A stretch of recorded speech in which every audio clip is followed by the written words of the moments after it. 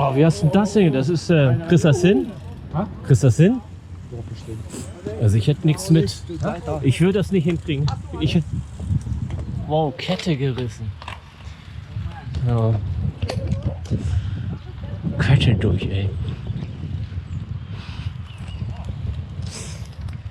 Ja, für mich wäre dann Ende gewesen. Ich hätte kein Kettenbindeglied mit.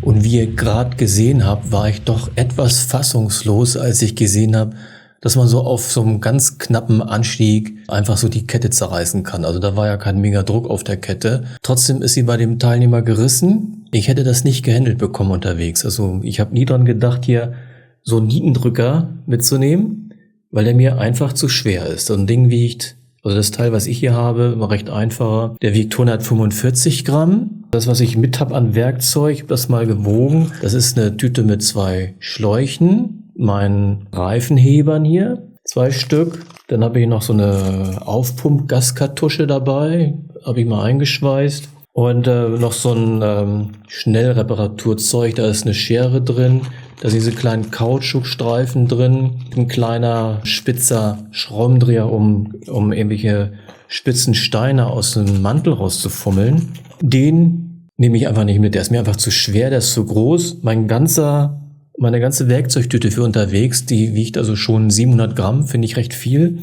Dafür, dass es also nur 2 Schläuche sind. Plus halt alle Tools, die ich brauche, also alle Imbusschlüssel. Also da ist kein Imbusschlüssel bei, der nicht an meinem Rad passen würde.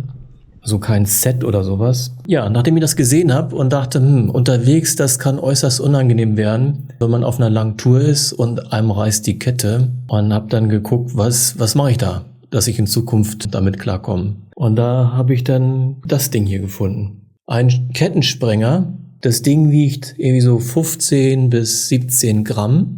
Also ist Aluminium. Da überlegt man nicht, ob man das noch mit in die Tüte tun kann, weil es ist einfach klein, es ist leicht. Und es reicht für diesen Zweck, dass man unterwegs die Kette kaputt kriegt, reicht das vollkommen aus. Also man braucht dafür einmal einen Imbusschlüssel. Das ist der, den ich sowieso habe für mein Fahrrad. Der passt hier unten rein. Und dann brauche ich noch also ich mache mal die Hand davor, so dann kann man es besser sehen wahrscheinlich. Und dann brauche ich noch was zum Kontern, um das festzuhalten. Da habe ich dann halt irgendeinen anderen Schlüssel, der hier oben reinpasst. Und dann habe ich einen Kettensprenger, der mir die Kette aufmacht. Und dann habe ich noch ein Kettenschloss mir besorgt, passend für die Kette. Und dann kriege ich also einen Riss immerhin. Dann nehme ich halt ein Glied, drücke ich raus. Und das funktioniert halt so, das Tool. Man schraubt das auf. Und es ist alles super leichtes Aluminium, hält also nicht viel aus. Und dann dreht man diese beiden Gewindezungen, ich muss das glaube ich so halten, die dreht man in diese Hülse rein. Und in der Hülse, da ist der eigentliche Nietstift drin. Den drückt man dann da durch. Und das funktioniert so, ich habe einen Kettenrest, da kommt dann die Kette rein, dann dreht man das Ding zu. Diese Hülse außen hier, die bewirkt halt, dass diese beiden also relativ schwachen Aluminiumzungen sich jetzt nicht auseinanderdrücken können. Und dann presst man jetzt einfach den Nietstift durch diese Schraubgewinde. Wenn man das sehen mit dem weißen Handschuh, müsste das eigentlich klappen. So, und dann wird man es wahrscheinlich gleich hören. Oh, das war jetzt ein bisschen laut wahrscheinlich. So, und dann, kann man das jetzt gut sehen. So, und dann war es schon der erste. Und dann, ja, auf ist er. Dann das wieder raus.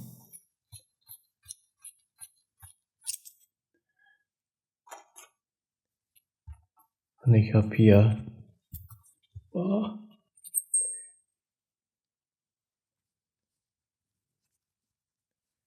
so, das Nietstück. Ja, das ist alles zu klein, das sieht man nicht. Und hier jetzt die beiden Kettenstücke. Das ist, glaube ich, zu klein. Ich denke mal, das kann man nicht so gut sehen. Ist alles sehr futzelig klein. Ja, dann habe ich halt ein Kettenschloss noch. Und dann wird das Kettenschloss wieder zwischen die beiden hohlen Kettenglieder gesteckt. Und dann wird einmal aufs Pedal getreten, damit das Schloss schließt. Und dann ist man innerhalb von kürzester Zeit wieder fahrbereit. Ja, weiß nicht, also das Ding kostet, das gibt's so bei den Asiaten, also bei diesen großen Versandhäusern, so mit Express am Ende mit A am Anfang kriegt man das so für 10er sofort, wenn man ein bisschen guckt. Und manchmal haben die so Angebote. Also ich habe hier so 3 Euro für bezahlt. Ne? Inklusive Versand.